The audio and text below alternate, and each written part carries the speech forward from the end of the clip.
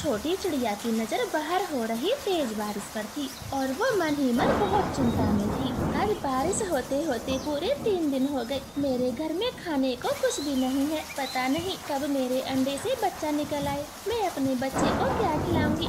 सच में बारिश का मौसम हमारे लिए कितना कठिन होता है। मैं खाना कैसे लाऊं? जो हाल चिड़िया का था वही हाल और भी पक्षियों का था। सब चिंता में थे। कालू, मैं मरने वाली हूँ। मेरी आंखें नहीं खुल रही। गोरी, मरे तुम्हारे दुश्मन, मैं तुम्हें कुछ नहीं होने दूंगा। लो, बारिश का पानी पी लो। अब तो पानी पीने से भी डर लगता है। पेट में बुरी तरह लगता है। प्लीज कालू, मेरे लिए कुछ खाने को ले आओ। ठीक है, मैं जाता हूँ, तुम अपना ख्याल रखना। ऐसे कालू कौवा बारिश में उड़ने लगता है। जब वो चिड़िया के घर के सामने से गुजरता तो चिड़िया उसे रोकते हुए कहती है, कालू कालू, इतनी बारिश में कहाँ जा रहे हो? चिड़िया, भूख के मारे मेरी पत्नी का दम निकला जा रहा है, उसी के लिए भोजन लेने जा रहा हूँ। कालू भैया, मैंने भी 2 दिनों से कुछ नहीं खाया। बस बार बार ही बारिश का पानी पिए जा रही हूँ। मैं भी अपने बच्चे के लिए थोड़ा भोजन इकट्ठा करना चाहती हूँ। भूल जाओ, हर्ष चाचा बता रहे थे बारिश अभी नहीं रुकेगी, ये पूरे 1 हफ्ता तक आने वाली है। वो मुझे चेतावनी देकर गए थे। क्या सच में? फिर तो मुझे आपके साथ ही भोजन ले आना चाहिए। मगर मेरा अंडा अकेला है, मैं इसे किसके सहारे छोड़ूं? ना जाने कितने चील शिकार की तलाश में होंगे। मैं अपने अंडे को छोड़कर नहीं जा सकती। चिड़िया, एक रास्ता है, तुम अपने अंडे को मेरे घर में रख दो। गोरी इसका ध्यान रखेगी और आप मेरे साथ भोजन ले आना। चिड़िया को कालू कौवे की ये बात सही लगती है और वो दोनों अंडे को गोरी के पास ले जाते हैं। गोरी बहन, तुम मेरे अंडे का ख्याल रखना। मैं और कालू भैया जल्दी ही भोजन लेकर आ जाएंगे। हाँ हाँ चिड़िया, तुम चिंता मत करो, मैं तो घर में ही रहूंगी। बस जल्दी से मेरे लिए कुछ खाने को ले आना। ठीक है, कालू मेरे इंतजार में है, अब मैं चलती हूँ। ऐसे अपना अंडा वो गोरी के पास छोड़कर चली जाती है। वो दोनों भोजन की तलाश में दूर दूर तक जाते हैं। कालू भैया, हम कहाँ जा रहे हैं? मेरी नज़र में तो कहीं भोजन नहीं है। चिड़िया, मेरी नज़र में एक आम का पेड़ है, हम वहीं जा रहे हैं। अगर हमें वहाँ आम मिल गए तो मौज आ जाएगी। दोनों बारिश में भीगते हुए आम के पेड़ के पास पहुंच जाते हैं। कौवा पेड़ की एक एक टहनी को छान मारता है, मगर उन्हें एक आम तक नहीं मिलता। बेकार, सब मेहनत बेकार, इतनी दूर उड़कर आए और आम की गुठली तक ना मिली, अब हम क्या खाएंगे? कालू भैया, मुझे उस झाड़ी में एक अंगूर की बेल दिखाई दी है, मैं वहाँ जाकर कुछ ढूंढती हूँ। फिर रानो चिड़िया झाड़ियों में फैली अंगूर की बेल के पास जाती है। वो झाड़ी के अंदर घुस जाती, तब जाकर उसे 3 अंगूर मिलते हैं। वो तो बहुत खुश होती है। कालू भैया, ये देखो, मुझे यहाँ 3 अंगूर मिल गए। जहाँ तक आने की मेहनत बेकार नहीं हुई, हमें भोजन मिल ही गया। ये तो बहुत अच्छा है, जो तुम्हें 3 अंगूर मिल गए। अब हम एक एक बांट लेंगे। हाँ कालू भैया, हम तीनों एक एक अंगूर ले लेंगे। अब चले, गोरी बहन को भूख लगी है। ऐसे वो दोनों अंगूर लेकर वापस उड़ते हैं। वो पहले सीधे कौवों के घर में जाते हैं। चिड़िया तीनों अंगूरों को घोंसले में रख देती है और अपने अंडे को छूकर देखती है। गोरी, हमें 3 अंगूर मिले हैं, एक अंगूर चिड़िया का है और 2 हमारे। बहुत अच्छा, जो अंगूर मिल गया। चिड़िया बहन, अच्छे से देख लो, आपका अंडा बिल्कुल सेफ है। हाँ गोरी, आपने अंडे का बखूबी ख्याल रखा। चिड़िया अपने अंडे को देख रही थी, तभी चालाक गोरी तीनों अंगूरों को खा जाती है। गोरी, ये क्या, तुम तीनों अंगूरों को खा गई? मेरे हिस्से का ना सही, मगर चिड़िया का अंगूर क्यों खाया? हाँ गोरी, बताओ, तुमने मेरा अंगूर क्यों खाया, जबकि पता है ना ये भोजन मैं अपने बच्चे के लिए लाई थी। चिड़िया, मैंने तेरे अंडे की रखवाली की। मैं कोई नौकर थोड़ी ना हूँ जो फ्री में किसी की रखवाली करूँ। मैंने तभी अंगूर खाया। गोरी कोई काम मुफ्त में नहीं करती। अब तुम जाओ यहाँ से। गोरी, तुम बहुत बुरी हो, अब मैं तुम्हारी बात कभी नहीं मानूंगी। जा रही हूँ। गुस्से में चिड़िया अपने अंडे के साथ वहाँ से चली जाती है। रात गुजर जाती है, सुबह होती है, लेकिन बारिश तो अभी भी हो रही थी। जाओ कालू, आज तो कोई मीठा सा फल ले आओ, मुझे बहुत तेज भूख लगी है। कल के अंगूर भी मीठे थे। हो सके तो अंगूर ही लाना। मैं नहीं जाऊंगा, कल भी वो अंगूर चिड़िया ने तलाशे थे, मुझसे नहीं होगा। चिड़िया को तो तुमने नाराज कर दिया, मैं कहीं नहीं जाऊंगा। कालू, मैंने क्या गलती की, उसका एक अंगूर ही तो खाया। आज तुम कैसे भी करके चिड़िया को मना लो, क्योंकि अब मैं कोई चालाकी नहीं करूँगी, तुम्हारी कसम।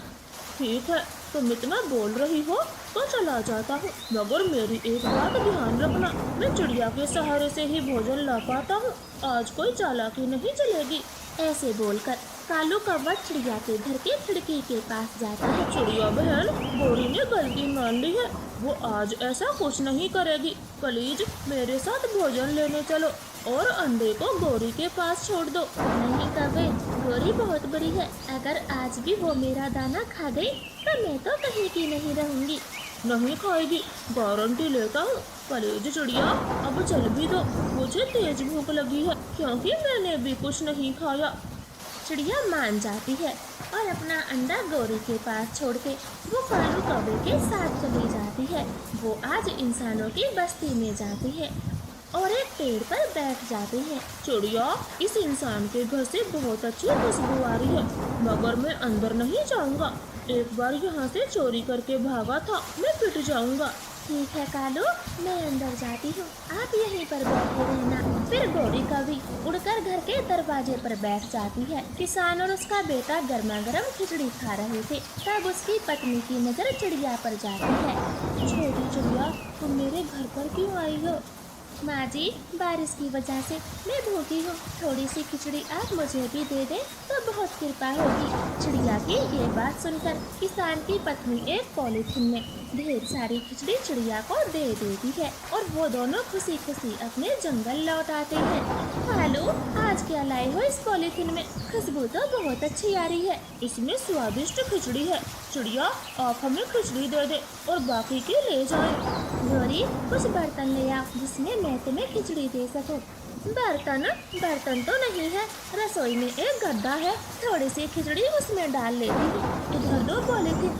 गौरी चिड़िया से खिचड़ी लेकर अंदर जाती है। वो सारी खिचड़ी अपने बर्तन में कर लेती और थोड़ी देर बाद वही पॉलीथिन चिड़िया को दे देती है। घर जाकर चिड़िया जैसे ही पॉलीथिन खोलती तो उसमें गीली मिट्टी थी। इस गौरी ने तो फिर से चालाकी की, मैं अब कभी इसकी बात नहीं मानूंगी, ये झूठी है, मक्कार कहीं की। खिचड़ी तो बहुत स्वादिष्ट है। गौरी, तुमने ज्यादा खिचड़ी तो नहीं ले ली? ना कालू जी, खिचड़ी बहुत ज्यादा थी, मैंने सही आधी ली और देखो आज खिचड़ी खाकर पेट टुल्ल हो गया, मेरे तो मजे ही आ गए। ऐसे खिचड़ी खाकर वो दोनों मीठी नींद सोते हैं, मगर कई दिनों से चिड़िया को नींद नहीं आ रही थी और तभी उसके अंडे से एक प्यारी सी बेटी चिड़िया बाहर आती है। मम्मा, मम्मा, आप जाग रही हो?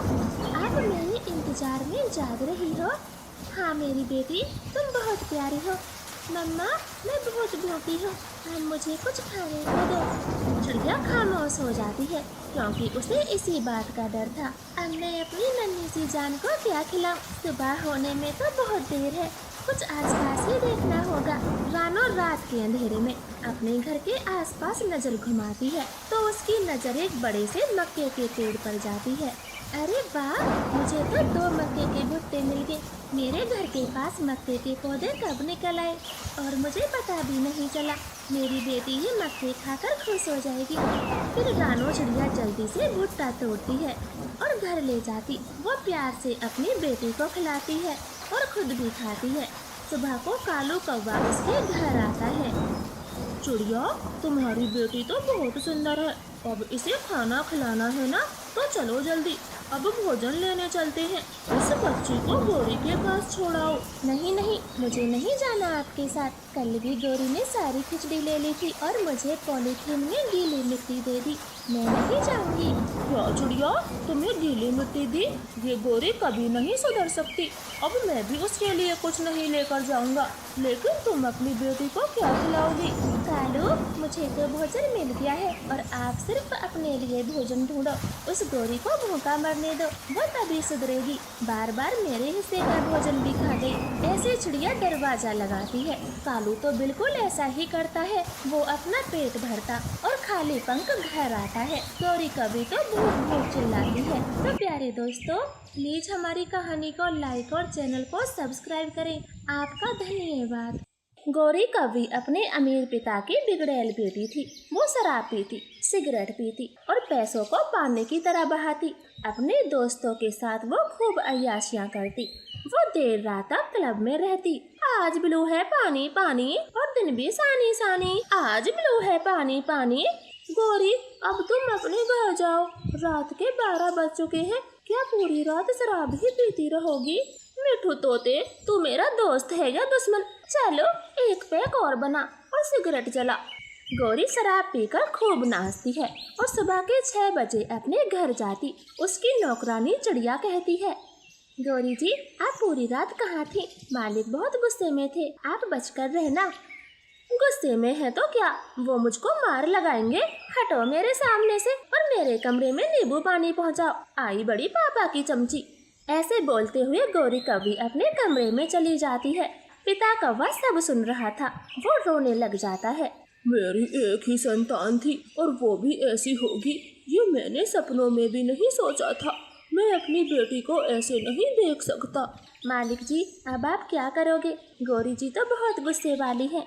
मैं इसकी शादी करूँगा, तब तो सुधरेगी। आज ही अपनी जान पहचान में बता दूंगा कि मुझे अब गोरी की शादी करनी है। फिर पापा कौवा गोरी बेटी की शादी की बात चलाता है, मगर सब अमीर कौवे गोरी की हरकतों के बारे में अच्छे से जानते थे। वो शादी से साफ मना कर देते हैं। बहन जी, मुझे आपका बेटा पसंद है और ये देखो मेरी बेटी की तस्वीर। इन दोनों की जोड़ी खूब जचेगी। आप हाँ करें, मैं शादी इसी महीने कर दूंगा। पापा जी, ये तो वही गोरी है जिसको सब जानते हैं। ये तो बड़ी मशहूर है। शराब, सिगरेट और पता नहीं क्या क्या खाती है। हर नशेड़ी इसको जानता होगा। मैं नहीं करूँगा शादी। छी छी, ऐसी लड़की से मैं अपने बेटे की शादी कभी नहीं करूँगी, चाहे मेरा बेटा उम्र भर कवारा रह ले। देख लो, दहेज में लाखों रुपए केस दूंगा और गाड़ी, सोना, सब चीज हाई स्टेटस की होगी। अरे भाई साहब, तुम जाओ। अगर तुम्हारी बेटी सोने की भी होती तो भी हम शादी के लिए हाँ नहीं करते। अब आप जाओ। इस तरह से पापा कौवे को निराश होकर वहाँ से जाना पड़ता है। ऐसे ही कई महीने गुजर जाते, लेकिन गोरी का रिश्ता तो हो ही नहीं रहा था। मालिक जी, गोरी के लिए मिला कोई लड़का? नहीं रानो बेटी, कोई भी शरीफ कौवा गोरी से शादी करना नहीं चाहता। मैं तो बड़ी टेंशन में हूँ। मालिक जी, लड़का पक्षी अमीर ना हो, बस गोरी से प्यार करे। कोई ऐसा परिवार ही ढूंढना पड़ेगा अब तो गोरी के लिए। आप कोई गरीब पक्षी देखें। नौकरानी चिड़िया की ये बात गोरी सुन लेती है। पापा की चमची, अगर मेरे बारे में और बोली तो तुझे काम से हटा दूंगी। आई बड़ी, तुझे क्या लगता है मैं इतनी अमीर कभी किसी गरीब से शादी करूंगी? अब भाग यहाँ से। गरीब की सोच तो गरीब जैसी ही होती है। गोरी बेटी, चिड़िया पर मत चिल्लाओ, वो ठीक कहती है। तुमसे कोई भी अमीर कौवा शादी करना नहीं चाहता, इसलिए अब गरीब परिवार में ही तेरी शादी करनी होगी। इतना बोलते हुए पापा कौवा अपनी बड़ी गाड़ी में बैठकर बाहर चला जाता है। चिड़िया, अगर मेरी शादी किसी गरीब लड़के से हुई तो मैं तुझे छोड़ूंगी नहीं, क्योंकि ये आइडिया तूने ही दिया है पापा को। गौरी जी, आप सुधर जाइए। शराब, सिगरेट, आवारापन छोड़कर घर के कामकाज भी सीखो, तभी तो आपको अमीर कौवा पसंद करेगा। रानो, अब अपना मुंह बंद कर। आई बड़ी पापा की चमची। मेरी किस्मत ही खराब है जो मैं यहाँ पैदा हुई। मैं जा रही हूँ, पापा से बोल देना मैं अपने दोस्तों से मिलने जा रही हूँ। गौरी कभी भी वहाँ से चली जाती है और देर रात को शराब पीकर नशे में धुत घर आती। फिर कुछ दिन बाद गौरी की शादी एक गरीब कौवे से हो जाती है। वो तो विदाई के समय भी दारू की बोतलें पी रही थी और वो अपने ससुराल पहुँच जाती है। बड़ी सी नदी के पास एक घर था और चारों तरफ पेड़ ही पेड़ थे। आए आए पत्नी जी, घर में प्रवेश करें, जल्दी से भीतर आ जाएं। छी छी, ये भी कोई घर है? भैंस का तबेला। मैं यहाँ नहीं रहूंगी। पत्नी जी, मेरा घर तो यही है और ये देखो चारों तरफ पेड़ ही पेड़ है। वो आम का, वो वाला अमरूद का, सभी मेरे पेड़ हैं। फिर गौरी कभी छप्पड़ के अंदर जाती है। वहाँ तो एक ही घोंसला था। सुबह होती है। गौरी तो भागते हुए अपने घर पहुँच जाती है। पापा, मैं नहीं रहूंगी वहाँ। सारी रात मुझे मच्छरों ने काटा, मैं सो ना सकी। वो कौवा बहुत गरीब है, मैं वहाँ नहीं रहूंगी। गौरी बेटी, अब तुम वहीं रहोगी, वही तुम्हारा घर है। जाओ, अपने घर जाओ। ऐसे पहले ही दिन पति के घर से भागकर नहीं आते। ठीक है, जाती हूँ, मुझे पैसे दे दो। नहीं है, एक फूटी कौड़ी तक नहीं दूंगा। अपने पति की कमाई से गुजारा करो। ऐसे पापा कौवा गौरी को भगा देता है। कालू कौवे ने टोकरी में आम और अमरूद तोड़ कर रख लिए थे। पत्नी जी, आप सुबह सुबह कहाँ चली गई थी? मैंने अकेले ही आम और अमरूद तोड़ लिए। अब मैं इन्हें मंडी में बेचने जा रहा हूँ। मेरे लिए नाश्ता बनाकर रखना। नाश्ता? मुझे कुछ बनाना नहीं आता। जो बनाना है खुद बनाकर खाओ और मेरे लिए भी बनाओ। बहुत तेज भूख लगी है। ठीक है, मैं भूखा ही चला जाता हूँ, आकर बात करूँगा तुमसे। फिर कालू कौवा आम की टोकरियों को बैलगाड़ी में रखता है और वहाँ से चला जाता। अब गौरी कौवी अकेली थी। वो बहुत गुस्से में थी। कालू कौवा आम बेचकर घर आता है। लो, ये समोसे खा लो, तुमने सुबह से कुछ नहीं खाया होगा। गौरी कौवी को भूख लगी थी। वो जल्दी से समोसे खाने लगती है। कालू, आप यहाँ अकेले रहते हो और कोई नहीं रहता? पत्नी जी, मैं अनाथ हूँ। मेरे चाचा जी ने बस मुझे आम का बगीचा दिया था। मैं बचपन से यहीं अकेला रहता हूँ। लेकिन तुम देखना, मैं पैसे जोड़ रहा हूँ। बहुत जल्द अपना बड़ा सा घर खरीद लूँगा। दोनों में बातचीत होती है। फिर अगली सुबह गौरी कौवी जल्दी उठ जाती है। वो कालू के साथ आम तुड़वाने जाती और फिर नाश्ता बनाती है। अरे वाह गौरी, आप तो खाना बनाना जानती हो। मुझे तो लगा था खाना मुझे ही बनाना पड़ेगा। कालू, मैंने पहली बार बनाया है, स्वाद लगे तो खा लेना। और तुम ये जल्दी जल्दी आम तोड़ो, वरना आते समय दोपहर हो जाएगी। गौरी कौवी के इस बर्ताव को देखकर कालू कौवा मन ही मन बहुत खुश होता है। घर में ज्यादा काम होने से गौरी को तो याद ही नहीं रहता। वो कभी शराब भी पीती थी, मगर एक दिन उसे याद आती है, मुझे शराब पीनी है। मगर ये कालू बेचारा कितनी मेहनत करता है, तब जाकर थोड़े बहुत पैसे कमाता है। मैं उसकी मेहनत के पैसे शराब सिगरेट में बर्बाद नहीं करूँगी, सब छोड़ दूंगी। आज के बाद सोचूंगी भी नहीं। गौरी तो एकदम से सुधर जाती है।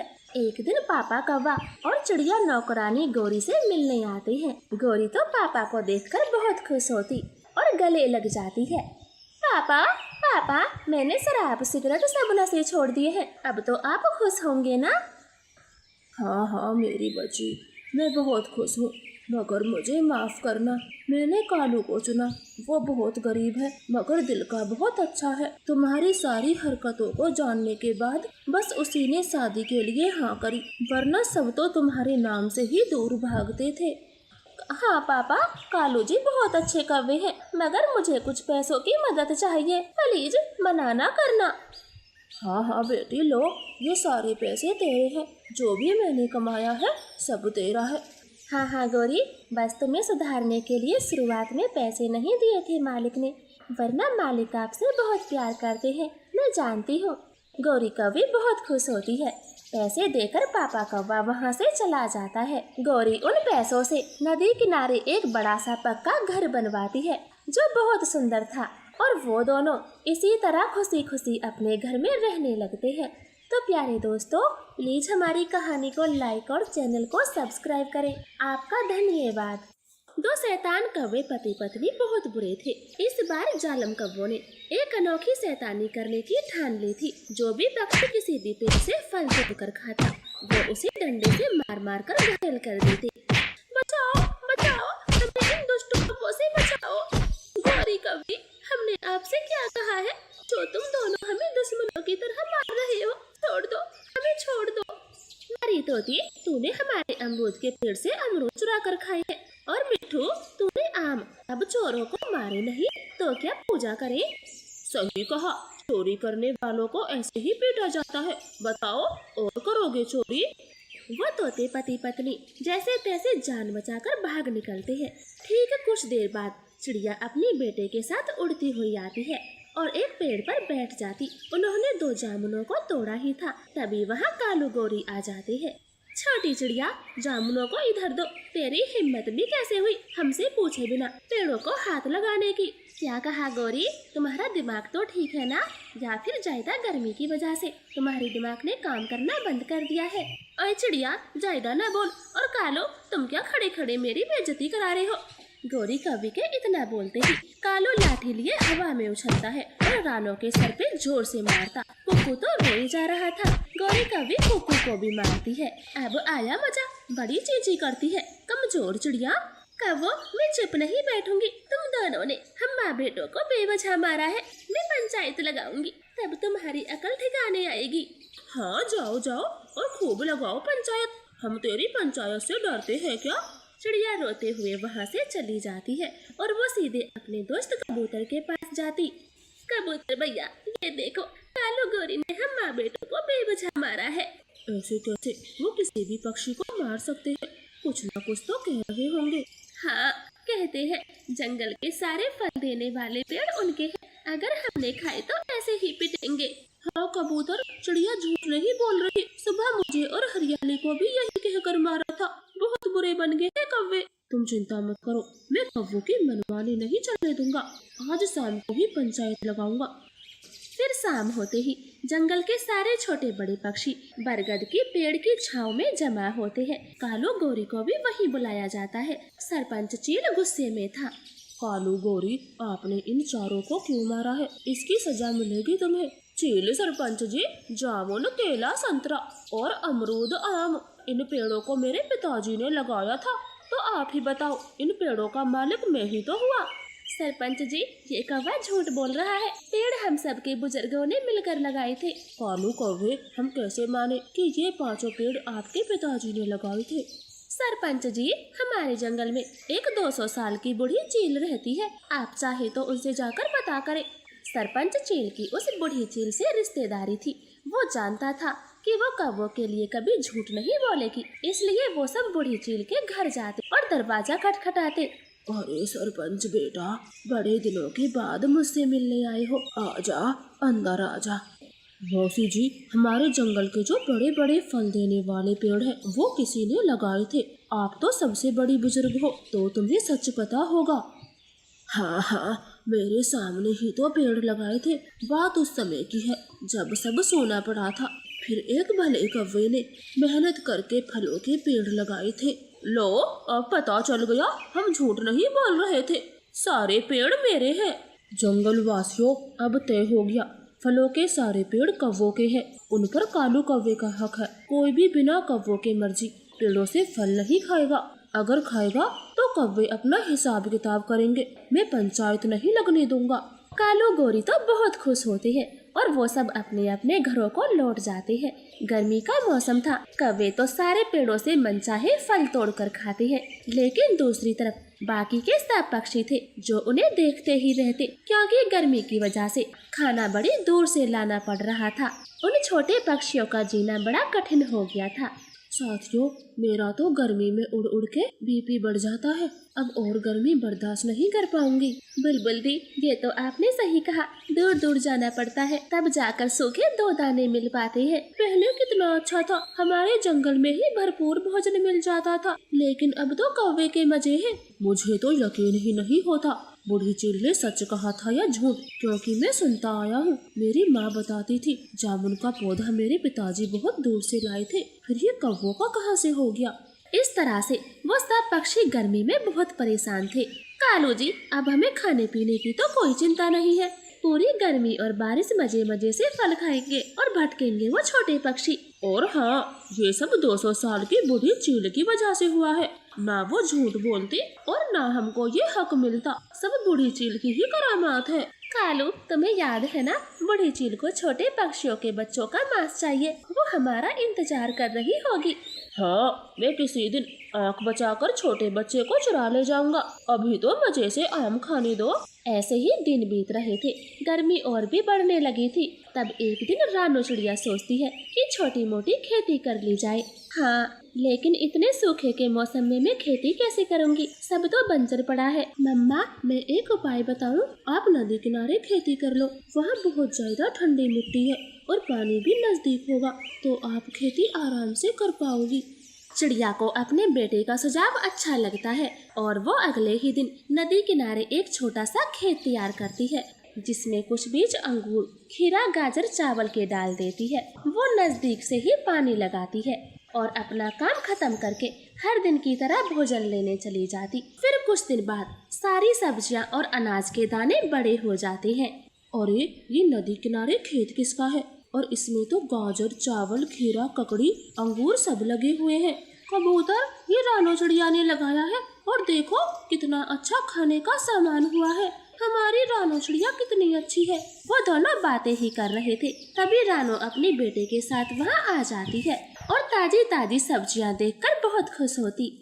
मिठू तोता, कबूतर भैया, अब हमको गर्मी में दूर नहीं जाना होगा। हम सब यहीं से भोजन ले जाया करेंगे। धन्यवाद चिड़िया, तुम सबका भला सोचती हो। फिर रानो उन तीनों को थोड़ी थोड़ी सब्जियां देती है। वो तो मजे मजे से खाते हैं और रानो के खेत से थोड़ी थोड़ी सब्जी लेकर चले जाते हैं। फिर एक दिन कालू कौवा कुक्कू से कहता है, कुक्कू बेटा, तुम हमारे बेटे जैसे हो। आओ, एक संतरा खा लो। सच में गौरी आंटी, मैं संतरा खा लूं? मारोगी तो नहीं? ना ना बेटा, हमसे गलती हो गई थी जो उस दिन तुम्हें मारा। अब मैं तुम्हें कभी नहीं मारूंगी। लो, पेट भर खा लो।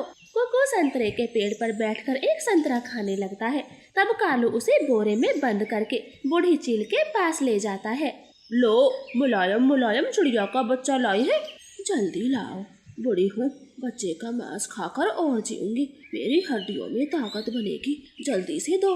बूढ़ी चील कुक्कू को मारने ही वाली थी, मगर दरवाजे पर खड़ा सरपंच चील उनकी बातें सुन लेता है और भीतर चला जाता।